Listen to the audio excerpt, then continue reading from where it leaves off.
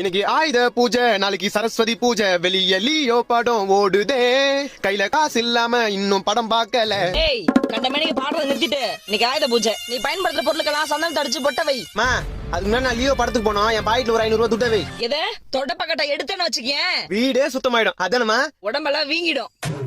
போய் முதல்ல சொன்ன வேலையை செய். ஓகே. மாசம் மாசம் இஎம்ஐன்ற பேர்ல 6000 ரூபாய் உனக்கு தத்தம் பண்ணோம். டெய்லி 200 ரூபாய் பெட்ரோல் போதுமா உனக்கு? அத்துக்கு வரையுது. என்னப்பா ராசா, ஆயுத பூஜை 30 லட்சம் ரூபாய் இனோவா தான் பேரு. மாசம் 30,000 உனக்கு இஎம்ஐ கட்டணும். ஹவுஸ் இருக்கீங்க இது. மாசம் மாசம் சர்வீஸ் வரும் உனக்கு 5,000. 3 நாளைக்கு ஒரு முறை வாட்டர் சர்வீஸ், அதுக்கு ஒரு 1000. 2000 ரூபாய் டீசல் இல்லாம 2 கிலோமீட்டர் நகர மாட்டேன்ற. அருமையா இருக்குன்னு பெருமைக்காக எல்லாத்தையும் இஎம்ஐல வாங்கி போட்டேன். வாழ்க்கையே வறுமையாயிடுச்சு. எப்பயும் எங்கேயும் நம்ம சம்பாதியத்துல இருந்து தான் இஎம்ஐ கட்டணும். இஎம்ஐ கட்டணுன்றதுக்காகவே சம்பாதிக்க கூடாது.